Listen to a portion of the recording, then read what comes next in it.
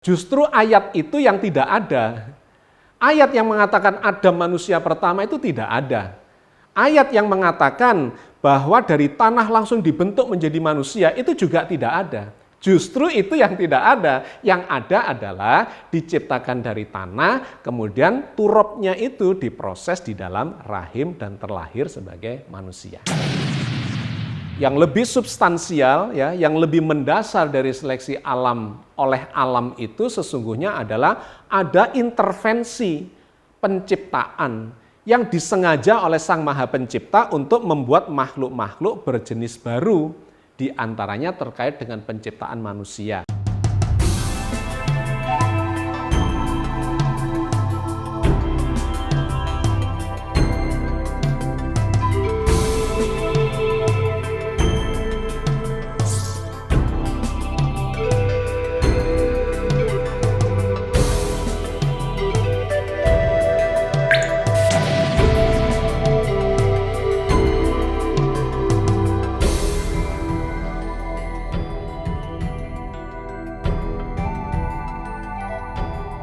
Assalamualaikum warahmatullahi wabarakatuh. Alhamdulillahi rabbil alamin.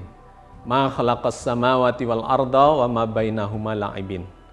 Wassalatu wassalamu ala nabiyyina Muhammadin wa ala alihi wa ashabihi wa ummatihi ajmain. Sahabat sekalian, alhamdulillah kita bisa berjumpa lagi dalam program Islam Futuristik episode yang ke-27. Hari ini kita akan melanjutkan kajian kita tentang penciptaan Nabi Adam dan munculnya peradaban manusia di planet bumi ini. Kita sudah melakukan kajian dalam beberapa episode, tetapi sebagian-sebagian karena memang masalahnya sangat kompleks, sangat komprehensif, ya, butuh pemahaman yang holistik dan komprehensif. Karena itu kita peta-peta menjadi episode-episode, dan di setiap episode kita sudah memberikan kesimpulan-kesimpulan. Tapi kesimpulan itu adalah bersifat parsial, sehingga nantinya kita harus menyambungkan semua kesimpulan parsial itu untuk mendapatkan kesimpulan yang holistik.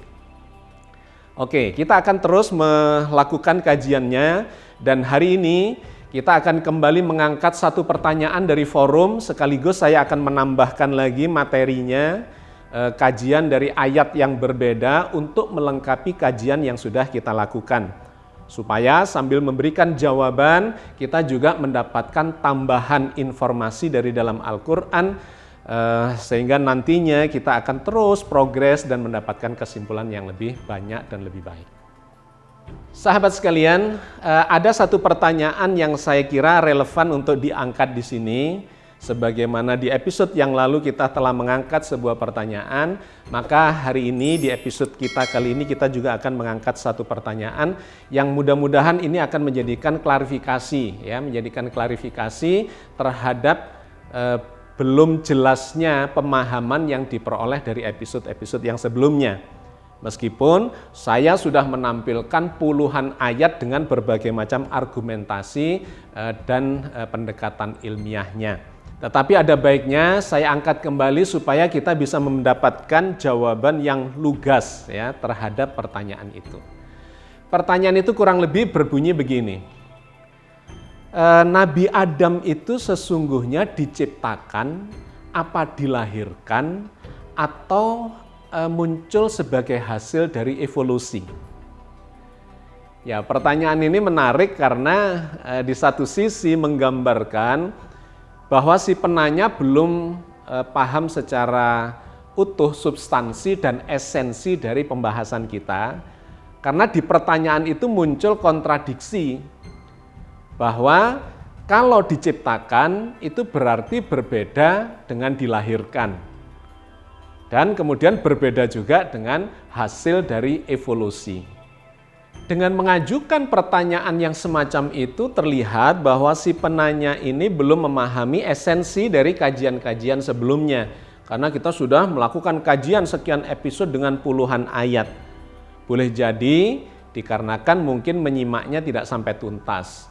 Atau ada satu barrier sehingga menyebabkan dia tetap berada dalam pikirannya untuk memahami yang sesungguhnya sudah dijelaskan.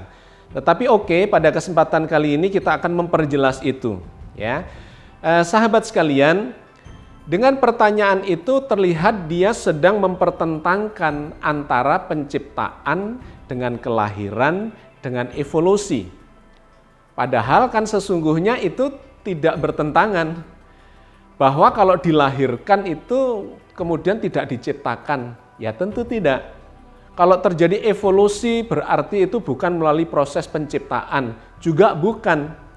Karena jawabannya sesungguhnya sangat sederhana, bahwa Allah menciptakan Adam dan menciptakan seluruh manusia itu melalui proses evolusi sekaligus terjadi di dalam rahim.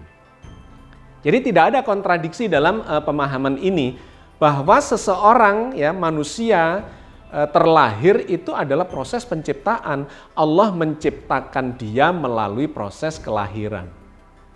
Ya, jadi kalau misalnya bahkan bukan manusia, ada binatang yang melalui telur, ya, terlahir melalui telur, maka sesungguhnya itu adalah Allah menciptakan dia melalui proses menetas dari telur.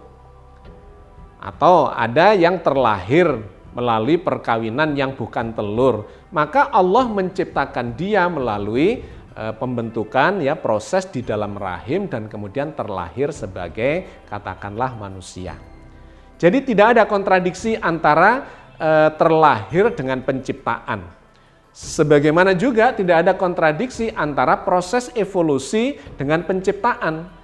Karena Allah menciptakan semua ini melalui proses bertingkat, bertahap secara evolutif. Oke, ini akan kita perjelas sambil menambahi dengan beberapa ayat, ya, supaya mendapatkan penekanan dan penjelasan yang lebih gamblang bahwa Al-Quran sesungguhnya sudah sedemikian jelas menjelaskan tentang proses penciptaan Adam dan termasuk manusia pada umumnya. Oke, kita mulai dari kelahiran itu. Bahwa sesungguhnya Nabi Adam itu diciptakan Allah melalui proses kelahiran. Kita sudah membahas banyak ayatnya, tetapi hari ini kita coba ambil 2 ayat saja yang dengan sangat gamblang dan sederhana sesungguhnya menjelaskan bahwa Nabi Adam itu dibentuk dari tanah, kemudian diproses di dalam rahim ibunya dan kemudian terlahir sebagai manusia. Ya, salah satu ayatnya yang sudah kita bahas di episode yang lalu adalah di dalam surat Ali Imran ayat 59.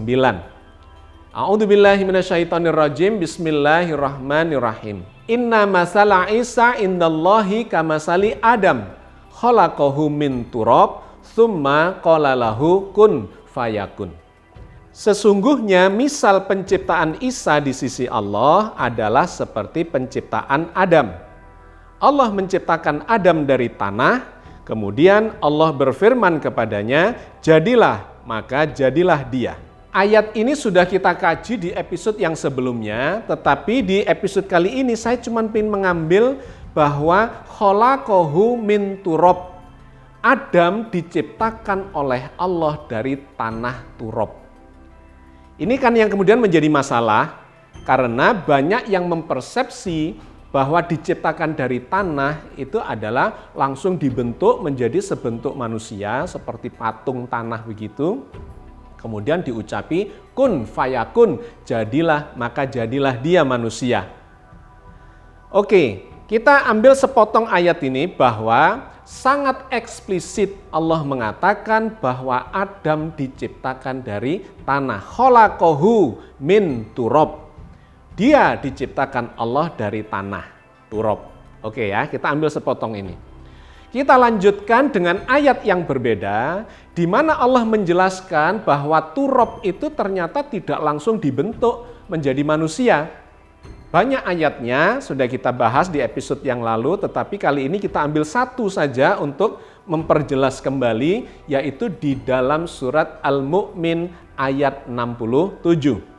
Huwallazi khalaqakum min turab, summa min nutfah, summa min alaqah, summa yukhrijukum tifla. Dialah yang menciptakan kamu sekalian dari tanah turab, kemudian dari setetes mani. Sesudah itu dari segumpal alaqah. Kemudian kamu sekalian dilahirkan sebagai seorang bayi. Ayat ini dengan sangat gamblang mengatakan bahwa diciptakan dari turab, huwallazi khalaqakum min turab, ya, menciptakan kalian dari turab, dari tanah, kemudian summa min nutfah, kemudian jadi nutfah, jadi spermatozoa, jadi ovum. Summa min alaqah, kemudian menjadi segumpal alaqah. Summa yukhrijukum tifla, kemudian dilahirkan sebagai seorang bayi atau seorang anak. Jadi dua ayat ini saja sudah sangat gamblang mengatakan bahwa manusia yang diciptakan dari turab itu tidak langsung menjadi manusia, apalagi manusia dewasa. Melainkan diproses dari turab, kemudian menjadi nutfah, menjadi alaqah, kemudian terlahirlah sebagai bayi. Ya, jadi kesimpulannya adalah bahwa Allah menciptakan manusia dan termasuk Nabi Adam itu dari turab, dari tanah, sebagaimana juga Nabi Isa dan manusia yang lain, ya, diciptakan dari turab, kemudian diubah menjadi nutfah, menjadi alaqah di dalam rahim, dan kemudian dilahirkan sebagai bayi. Jadi kesimpulannya atau jawaban dari pertanyaan bahwa apakah Adam itu dilahirkan atau diciptakan, jawabannya adalah dia diciptakan oleh Allah di dalam rahim, dimulai dari saripati tanah, ya, menjadi turab, kemudian dibentuk di dalam rahim dan dilahirkan sebagai manusia. Itu adalah proses penciptaan. Nah, masalahnya kan kemudian banyak yang mempertanyakan siapa ibunya, kan begitu. Ya, Al-Quran tidak menjelaskan siapa ibunya. Tetapi itu kan banyak sekali kisah Nabi yang tidak diceritakan ibunya. Nabi Khidir tidak diceritakan ibunya, bahkan orang tuanya. Ya, Nabi Ayub tidak diceritakan, Nabi Ibrahim, Nabi Sis, Nabi Nuh. Dan banyak nabi tidak diceritakan siapa ibunya, bukan berarti tidak punya ibu. Jadi tidak make sense kita bertanya siapa ibunya Adam itu. Poin pentingnya adalah bahwa kejadian Adam itu diciptakan dari tanah, diproses di dalam rahim, dan kemudian dilahirkan sebagai seorang bayi. Jadi kalau kemudian ada yang mengatakan, itu Al-Quran tidak pernah mengatakan bahwa Nabi Adam itu dilahirkan. Kok Pak Agus mengatakan dengan tegas bahwa Nabi Adam itu dilahirkan? Loh, ayat-ayat yang sudah kita bahas ini yang mengatakan bahwa Nabi Adam dari turab, dan turab itu diubah menjadi nutfah, nutfah diubah menjadi alaqah, dari alaqah diubah menjadi mudghah, kemudian setelah sempurna dilahirkanlah sebagai seorang bayi, sebagai seorang manusia. Jadi kurang eksplisit seperti apa bahwa Al-Quran mengatakan manusia yang diciptakan dari tanah itu sesungguhnya tidak langsung dibentuk menjadi manusia seutuhnya, melainkan diproses di dalam rahim dan kemudian terlahir sebagai seorang manusia seperti pada umumnya.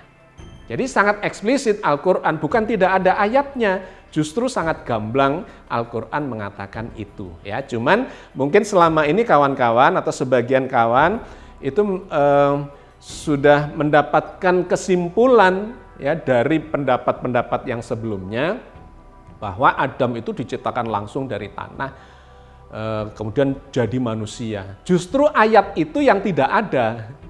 Ayat yang mengatakan Adam manusia pertama itu tidak ada. Ayat yang mengatakan bahwa dari tanah langsung dibentuk menjadi manusia itu juga tidak ada. Justru itu yang tidak ada. Yang ada adalah diciptakan dari tanah, kemudian turabnya itu diproses di dalam rahim dan terlahir sebagai manusia.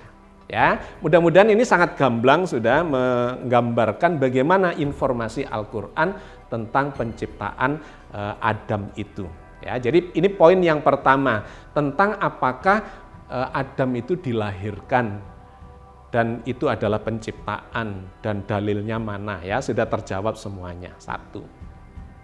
Yang kedua, saya ingin menambahkan ada ayat yang sangat menarik, ya, yang diceritakan oleh Al-Quran di dalam surat At-Tariq ayat 5 sampai dengan ayat 7. Falyanduril insanu mimma khuliqa mimma indafiq yakhruju min baini sulbi wat tara'ib. Maka hendaklah manusia memperhatikan dari apakah dia diciptakan. Dia diciptakan dari cairan yang dipancarkan, yang keluar dari antara tulang belakang dan tulang dada. Ayat ini sangat menarik karena memberikan gambaran dan dorongan kepada kita. Ya, falyanduril insanu mimma khuliq. Maka apakah manusia tidak melakukan pengamatan, memperhatikan dari apa dia diciptakan? Dia diciptakan dari cairan yang terpancar di antara tulang belakang dan tulang dadanya. Falyanduril insanu mimma khuliqa mimma indafiq yakhruju min baini sulbi wat tara'ib. Ya, dipancarkan dari tulang sulbi yaitu tulang belakang dan tulang dada. Ayat ini menarik bahwa sesungguhnya kita ini memang diperintahkan untuk memahami proses penciptaan itu di lapangan secara ilmiah, gak cukup hanya berdasarkan teks saja. Selama ini kajian-kajian yang sering dilakukan itu cuma berdasarkan bahasa. Padahal Al-Quran yang memerintahkan untuk mengamati di lapangan. Falyanduril insanu mimma khuliq. Apakah mereka tidak melakukan penelitian dari apa manusia diciptakan? Nah, diciptakan dari cairan yang terpancar dari tulang belakang dan tulang dada. Ada apa dengan tulang belakang dan tulang dada itu? Kita sebagiannya sudah membahas di episode yang lalu bahwa manusia ini sesungguhnya ujung-ujungnya kalau ditarik asal usulnya itu dari stem cell. Ya, stem cell itu ternyata sangat kaya terkandung di dalam sumsum tulang. Dan khususnya adalah sumsum tulang belakang di mana stem cell itu masih memiliki sifat yang totipoten ya. Totipoten itu bisa berubah menjadi apapun. Stem cell itu adalah sel induk yang bisa berubah menjadi tulang, bisa menjadi daging, menjadi kulit, menjadi rambut, menjadi mata, menjadi jantung dan seterusnya. Di mana cikal bakal ya bayi ketika sel telur dibuahi oleh spermatozoa, kemudian membelah beberapa kali, dia akan menjadi sekelompok stem cell itu. Belum ada kepala, belum ada tangan, belum ada organ-organ, semuanya berasal dari stem cell itu. Nah, stem cell itu ternyata sangat kaya terkandung di dalam sumsum tulang belakang.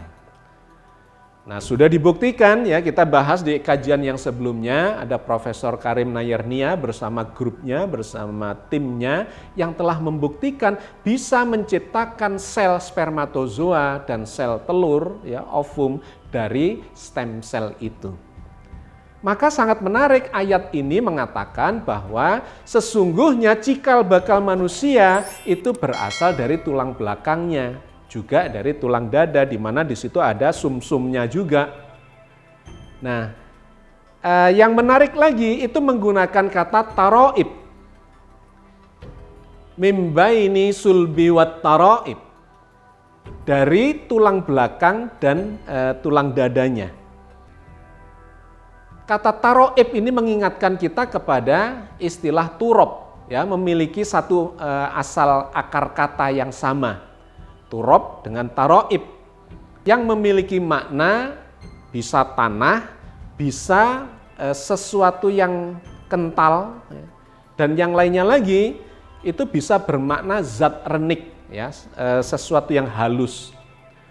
Turab itu adalah tanah debu ya, yang bisa berhamburan dan memiliki butiran-butiran yang sangat halus, tetapi menariknya ini memiliki sifat yang kental dan kemudian berada di dalam tubuh manusia, di dalam tulang itu. Jadi itu mengarah kepada kelompok stem cell yang ada di dalam sumsum tulang itu. Jadi sahabat sekalian, ini sekali lagi menegaskan bahwa manusia diciptakan dari turab itu bisa bermakna turab dalam arti tanah itu, atau yang sudah diproses ya berada di dalam sumsum tulang yang disebut sebagai stem cell. Nah, terkait stem cell ini kita juga sudah membahas dengan ayat yang berbeda, yaitu yang terkait dengan nafsin wahidah. Ya, kita sudah mengkaji ini panjang lebar, bahwa seluruh manusia ini berasal dari satu diri yang disebut sebagai nafsin wahidah, di mana dia kemudian membelah membentuk pasangan-pasangan 2, 4, 8 dan seterusnya, yang itu adalah karakter dari stem cell. Kemudian sambil turun ke dalam rahim dan kemudian berkembang biaklah di sana menjadi nutfah, menjadi alaqah, menjadi mudghah, ada idhama dan kemudian terlahirlah sebagai bayi.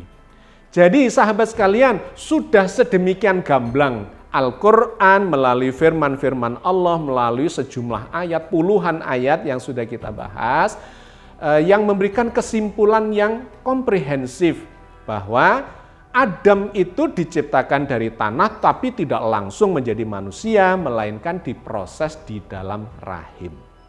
Jadi sama sekali tidak berlebihan ketika kita menyimpulkan bahwa Adam itu sesungguhnya dilahirkan. Karena memang ayat-ayatnya memberikan petunjuk kepada kita melalui proses di dalam rahim dan kemudian terlahir sebagai manusia.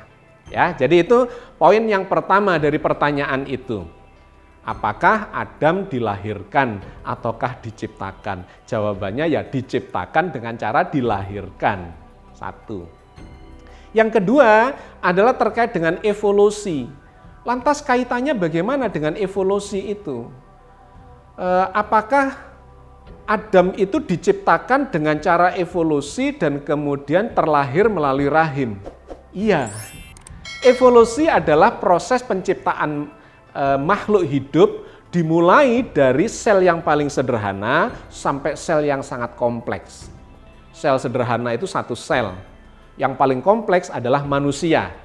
Puncak penciptaan Allah di muka bumi ini, ya, makhluk hidup adalah manusia yang memiliki desain yang sangat kompleks sehingga disebut sebagai fi ahsani takwim, dalam bentuk penciptaan yang sebaik-baiknya.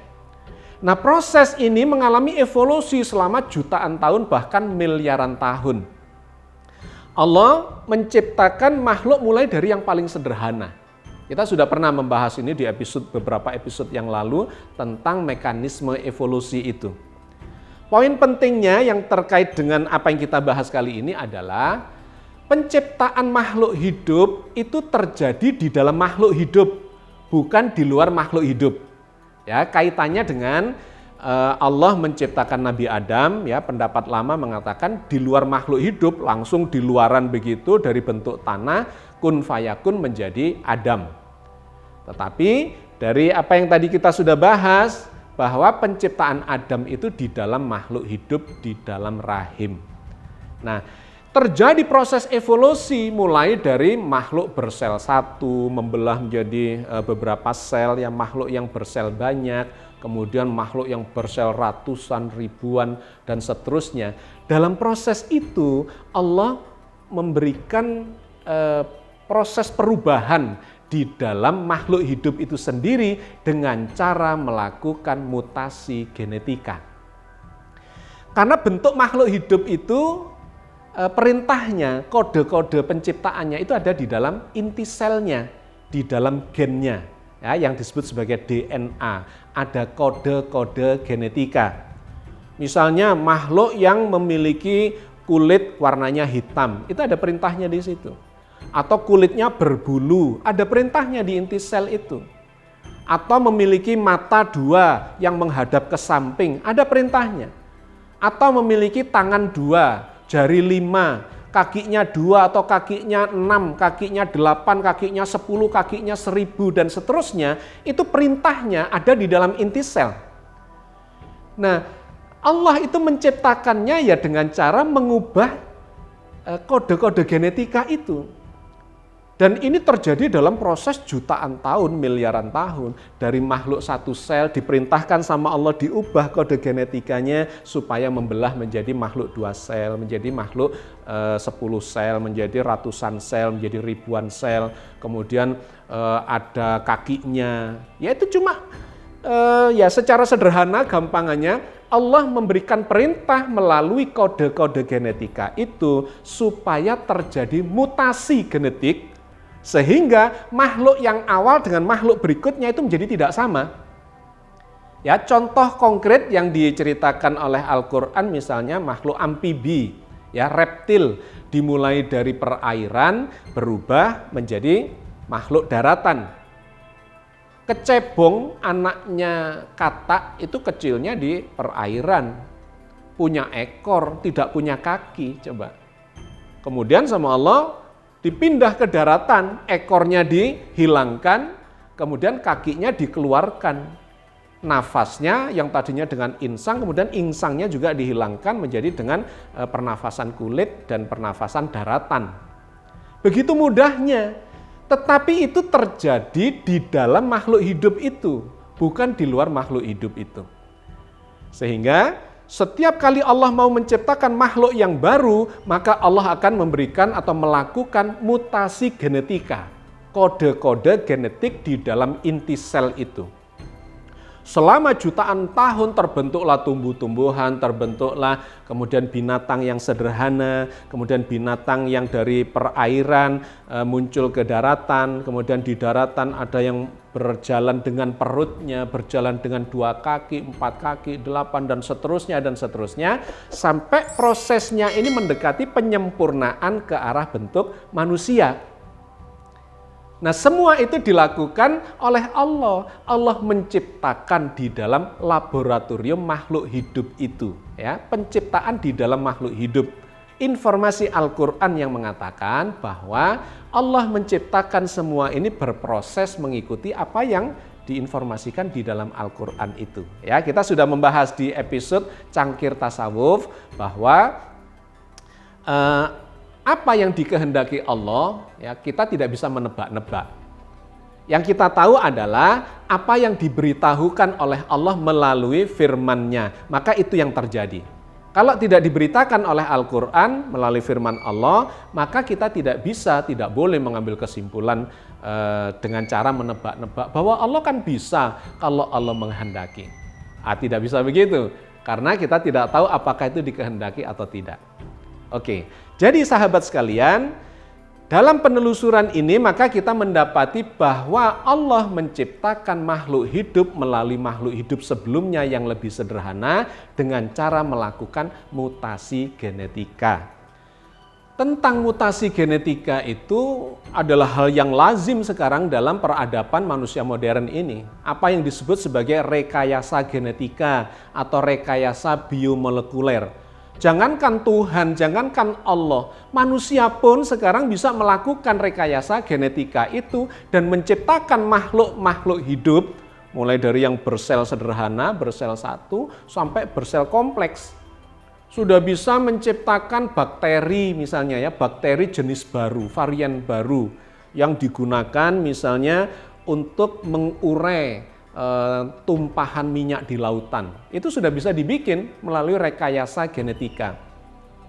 Atau virus-virus tertentu sebagai bahkan senjata biologis misalnya, itu bisa dibikin. Dan itu semua dibuatnya adalah di laboratorium biologi, dalam arti di dalam tubuh makhluk hidup. Bisa untuk bikin vaksin, ya, itu juga di dalam tubuh makhluk hidup. Atau bahkan dalam skala yang lebih tinggi, Indonesia pun misalnya Badan Tenaga Atom itu bisa membuat jenis misalnya pohon atau tanaman tertentu ya, katakanlah padi misalnya. Padi yang tahan wereng, padi yang tahan hidup di air payau, padi yang memiliki masa panen lebih pendek dan seterusnya.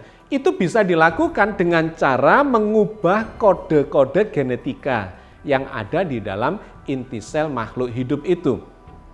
Bahkan dalam skala yang lebih kompleks itu terjadi pada binatang misalnya.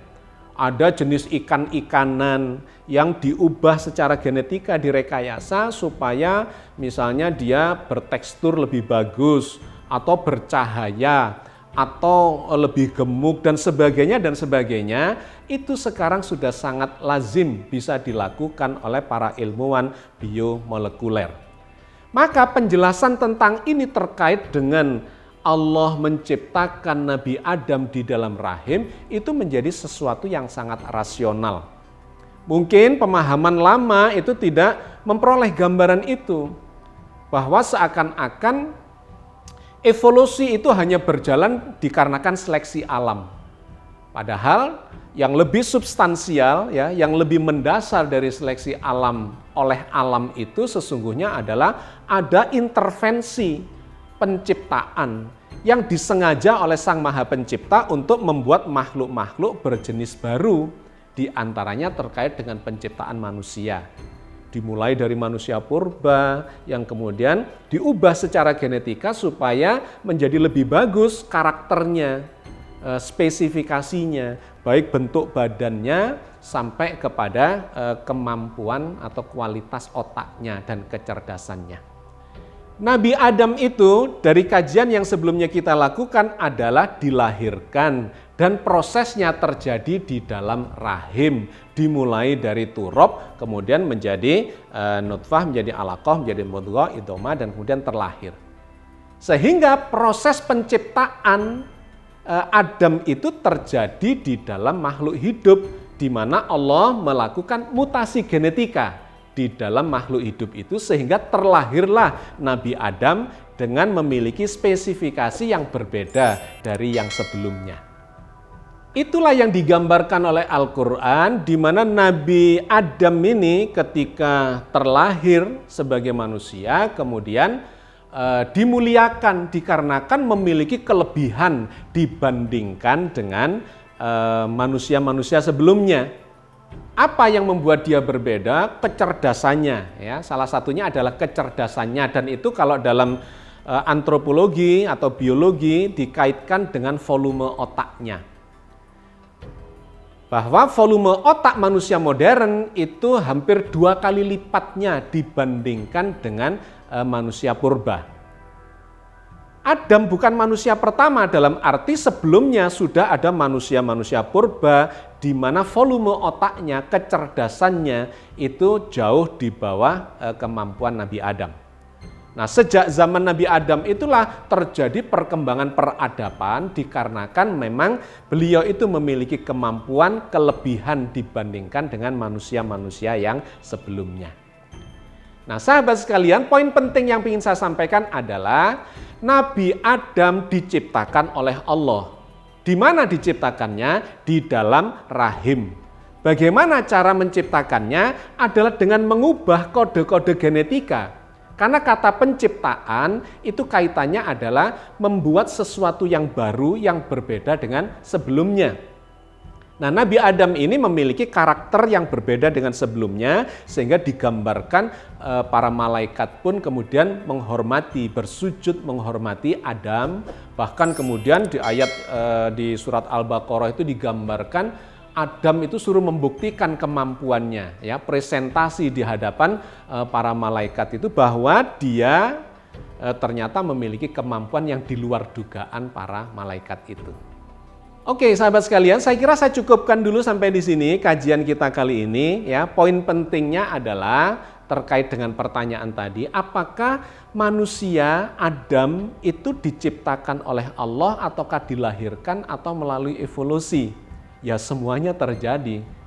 Bahwa Allah menciptakan Nabi Adam itu melalui proses evolusi dari makhluk berderajat lebih rendah sampai berderajat lebih tinggi.